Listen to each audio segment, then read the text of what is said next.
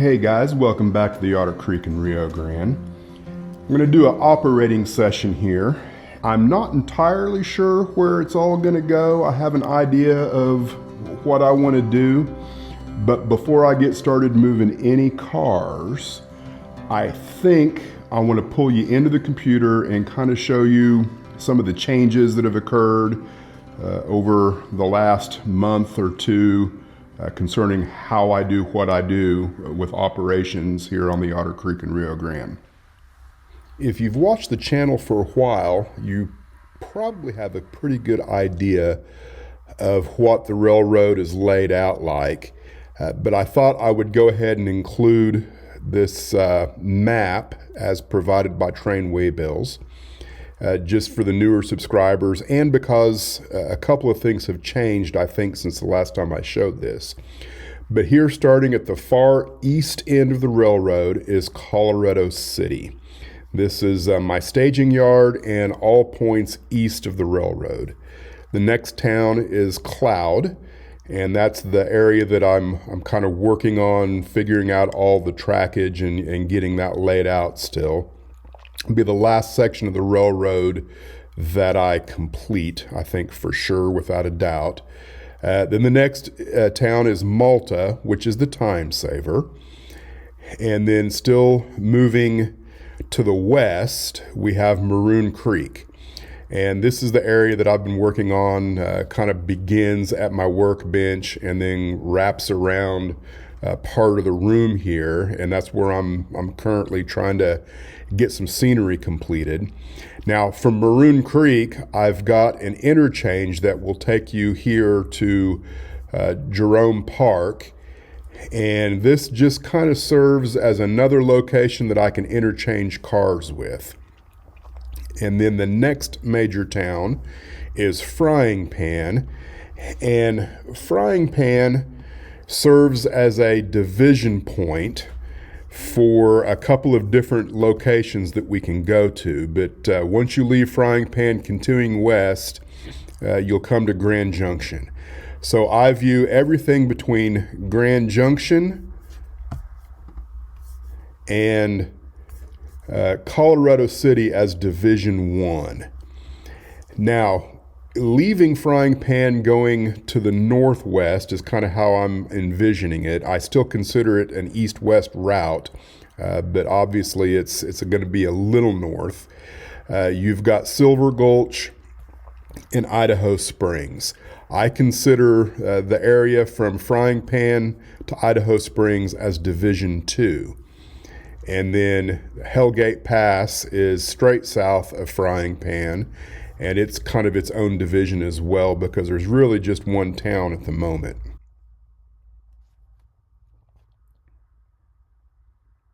What I'm doing a little different now, I don't think I've shared this, but maybe I have, but the way the actual layout exists is Grand Junction and Idaho Springs are in the same location, and you actually get to it by going through Silver Gulch. The way I'm doing it is you can only get to Idaho Springs and S Gulch by first going through Frying Pan.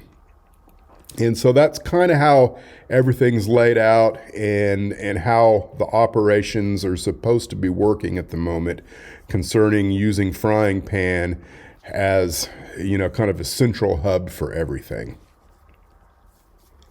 This is a new document that I've created, and I kind of consider it my master locations list. And what I've done is I've just gone in here, and Colorado City is the easternmost point on the railroad and all points beyond to the east. And I've given it a numeric value of 1. And then every town that you encounter as you move west gets a number. So Cloud City's 2, Malta's 3, so on and so forth. So that at the far west end of the railroad, you end up with 8. And at the far south end of the railroad, you end up with 9 at Hellgate. And I'll explain those with another sheet, the timetable itself, and how I come up with the numbers of the trains. This is the timetable, and I may have showed this in a previous video. It's been long enough ago that I can't really recall when I did it, and it's changed probably a lot since then because I've just kind of manipulated things as a constant with operations. But this is how it exists at the moment. And so touching on the numeric value of the towns themselves, that's how I create the trains. So this third class train 25 gets built in Cloud and it terminates in Frying Pan, thus the train number 25. And then this is a through freight and it gets built in Colorado City, and then as it moves west, it will terminate in Grand Junction. And then the 25 there in the middle, that shows you that it's going to stop at the Cloud Yard and it's going to stop at the Frying Pan Yard. And so these through freights, they only stop at yards. And it just kind of worked out on the railroad, at least my railroad, that I end up with a 4-digit number for the through freights. And you can see down here where Division 2 is, I don't have near the towns on Division 2, but it works the exact same way where you get a 58 built in Frying Pan, terminates in Idaho Springs, and then the exact opposite going to the east where you build in Idaho Springs and terminate in Frying Pan. And then Hellgate's the same way. You got a 59 and a 95. The times at the moment are completely experimental. What I've done is I've just kind of gone in and arbitrarily decided that there's 15 minutes between each location. And I'm sure that will get adjusted as I actually put a fast clock on and have more than one operator in the room. But as it's designed now, I don't plan on running an east and west train towards each other, if that makes sense. So if this train here, the 25, which begins in Cloud, it will terminate in Frying Pan at 7:45. Over here, the third class train, right now I've got it to where it will also begin at 7 in the morning and terminate it at 7:45. But as I'm doing things, this would probably be a different day. Like this would be maybe a Monday train, and then this would be a Tuesday train. That's just kind of how I'm doing it at the moment. And kind of the same thing exists with the second class trains, where I don't plan on running them towards each other at the moment. Now, if we go back to the master locations list, we also have what I call the sequence of events. And this is new and experimental to me. And essentially, if we have a timetable, we also have a train order. And this is kind of reflective of the train order. So if the first thing that happens in the sequence is that these two local freights move, the 25 and the 58, and those are two different divisions. So they can both move, in theory, either against each other or in the same direction. And in this case, the sequence of events 1, 2, and 3 are all westbound movements. So you got the 25 in Division 1 and 58 in Division 2. Those two trains should not be in conflict with each other at all. Then the next thing that could happen is the 1256, which is also a westbound train, can move directly after. And I think I've got it set up right now where it leaves 15 minutes after the third class train here arrives in its terminal point. So, there should be no issue there with any kind of conflict, which is what I'm trying to do, is to make things as simple as possible to begin with, and then as I get a feel for things, I can maybe complicate things later. Then after the through freight moves, then you've got this 22, 55, and 44. So a 22 is going to be local moves to cloud. So if you've got cars that come in and they get set out on a yard track but need to go somewhere in the city of Cloud, and I've got 4 or 5 locations in Cloud, they would need to be moved next. Maroon Creek is the same way. There's going to be a train that comes from Jerome Park, which doesn't exist anywhere on the timetable, but that train would come in and handle all moves off of the siding and the interchange track, and it will switch out everything that needs to be switched in Maroon Creek. And then Frying Pan would do the same thing.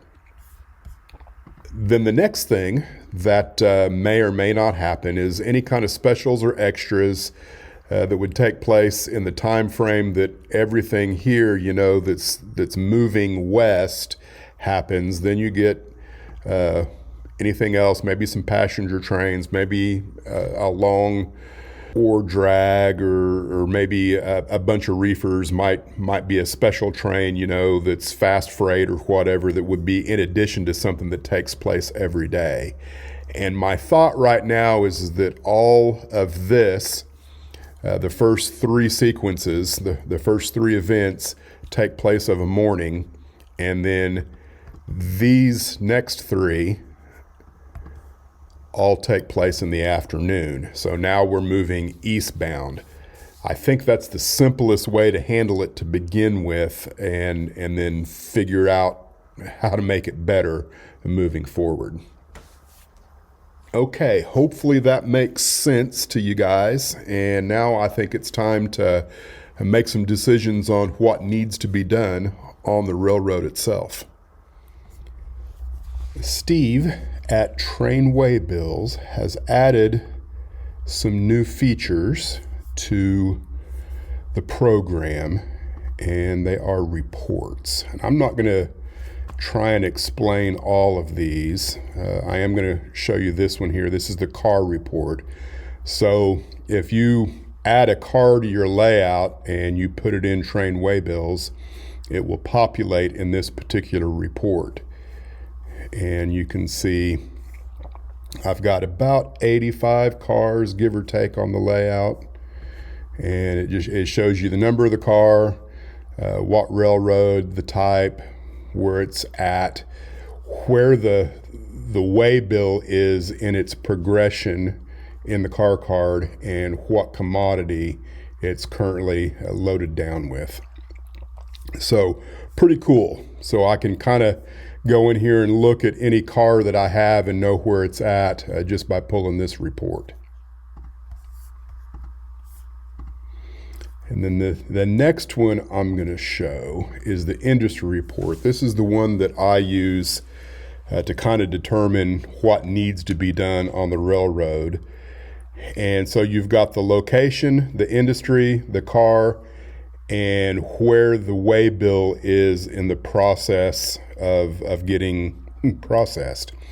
So you can see at Cloud, each one of these hash marks represents a car. So we've got 1, 2, 3, 4, 5, 6, about 15 cars currently at Cloud. Looks like 5 of them are at yard track 1. 1 of them, this boxcar 20, is at the E. Carroll loading dock. And then the rest of them are all on yard track 2. And as of right now, the only one that has recently had its waybill flipped is this one here at E. Carroll loading dock.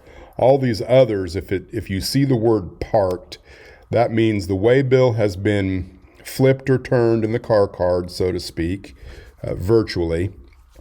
And then it has been moved away from the location in which the car card and the waybill was processed. So all of these have gone away from wherever the waybill got flipped and are now just parked waiting for you to take them somewhere else. Whereas this one up here where it says awaiting pickup, that tells you it's still at the location where it either loaded or unloaded its commodity. So at a glance, we can kind of look through here and see where our cars are stacking up at. And it looks like we've got a lot of cars and frying pan that are parked. And then because I have my tracks kind of classified, you can see that track 3 is pretty much everything that's going to be going west to Idaho Springs. And then track 4 is east to Malta and Colorado City. So it looks to me like I could run either of those 2 trains. Now down here in my west staging yard, Grand Junction, I've also got a full train that I could run. So I don't know what I'm going to do yet, but I'll make a decision and we'll start moving some cars. What I've decided to do is run 2 trains. We're going to run the 52 from Frying Pan to Cloud, and then we're going to run the 44 at Maroon Creek. Now, I'm not going to do this all in one video. We're going to kind of stop once we get to Maroon Creek, and then we'll do the rest of the operating session at a later date. So the train has been built pretty much with the exception of 2 reefers there on track 5. So the 41 here is just going to go up in there and grab those 2 reefers and pull it out so that the local can grab hold of it and go on about his business.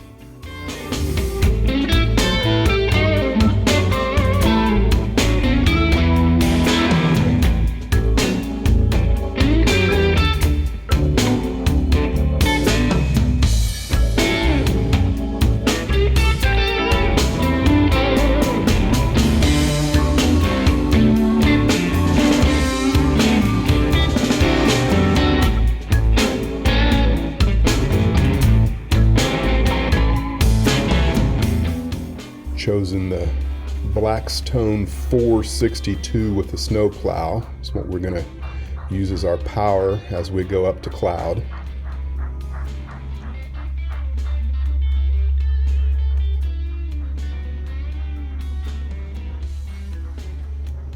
These 2 yellow reefers are going to Jerome Park.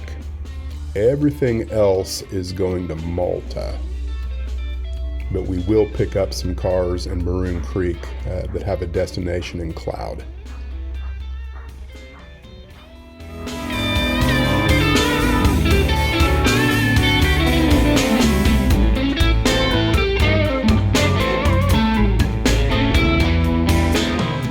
Now I'm just going to go into the system here, train waybills, and we're going to look for all the cars that I'm taking. And that's going to be the 65 and the 47, both going to Jerome Park. And then everything else should be on track 4, going to Malta. House track, house track, house track, house track, Sperry Farms, and Leyland Son. That should be it.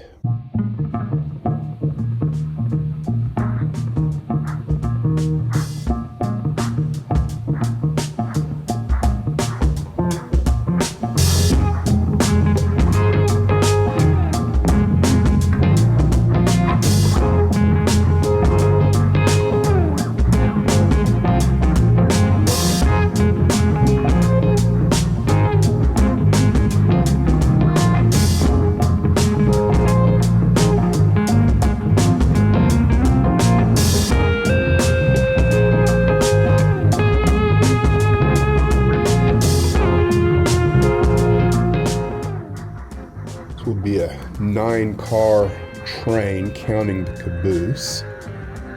Generally speaking, I don't have any issues with a Blackstone right around 9 or 10 cars. It kind of depends on which cars are in the train and whether or not I'm using a Blackstone caboose or not.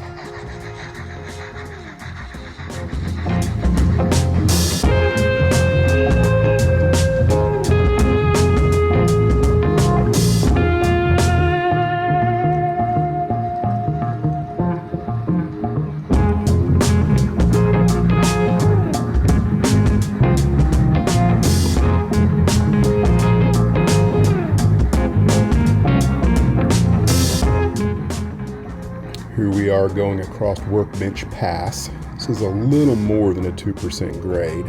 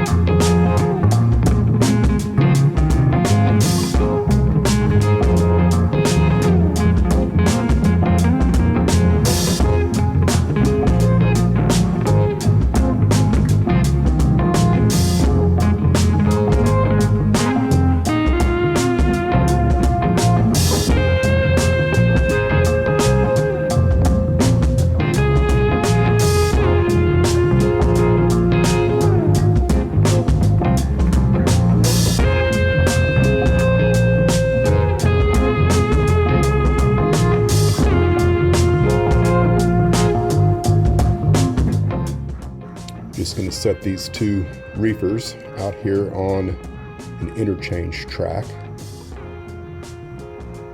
I've been using the back track there, that third track from the front, as my interchange track.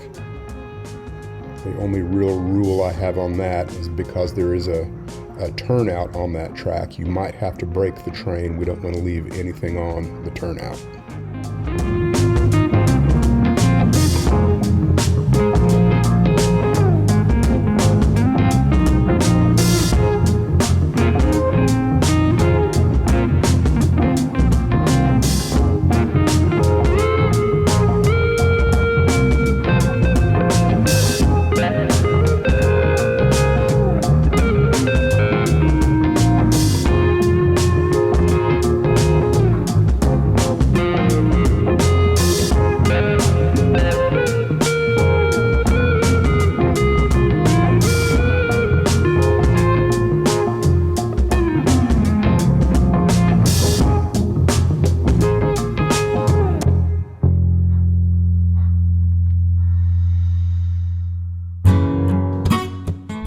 And now we're going to pick up everything that is going eastbound. And that looks like 2 stock cars and 3 gondolas.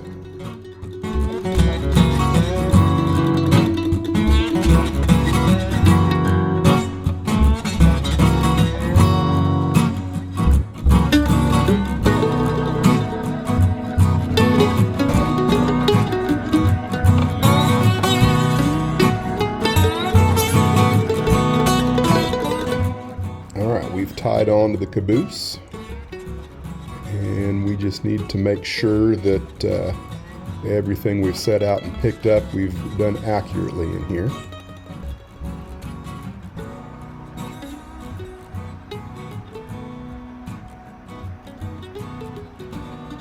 So here are the 2 that are going to Jerome Park, and we're going to park them on the Maroon Creek siding.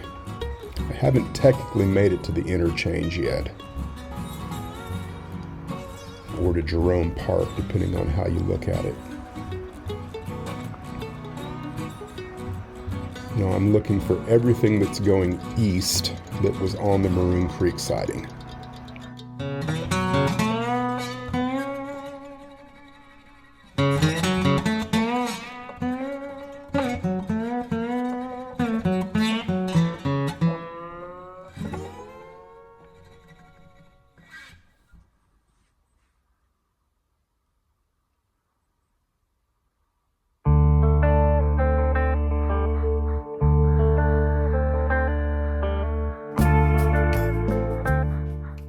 And that's everything. I believe I've got 11 cars in the caboose, so I think we're pulling about a 12-car train.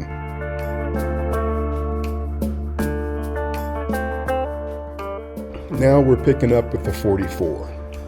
So this is train 44. This is another Blackstone. It's a C19 number 347. And the first thing we're going to do is pick up McCarville bulk oil.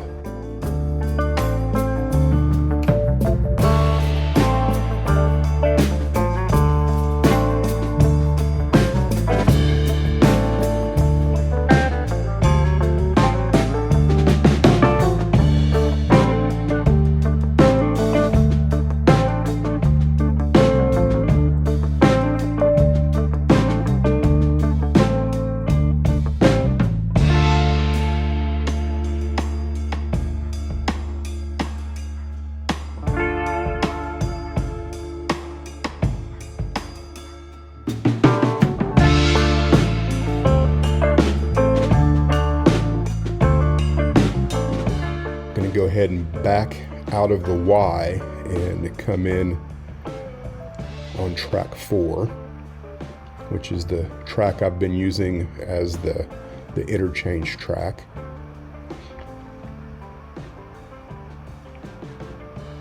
These are the incoming cars, is the best way to describe it.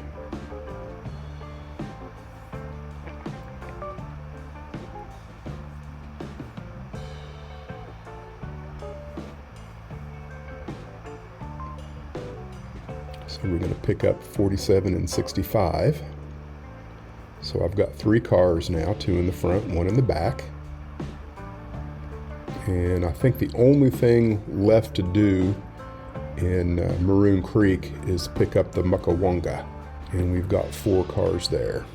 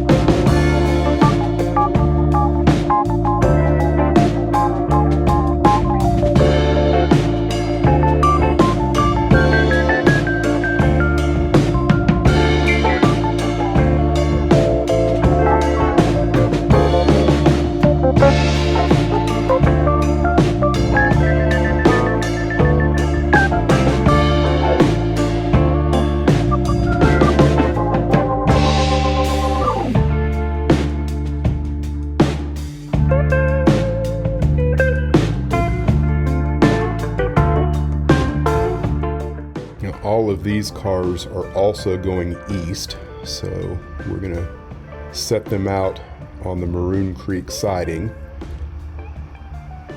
the closest track to us. They have been processed. The next track up is anything that hasn't been taken to a location for a commodity in Maroon Creek. You can see every one of them I'm putting here on the Maroon Creek siding. Now the only thing left are these 2 that are going back with me, the 347 to Jerome Park.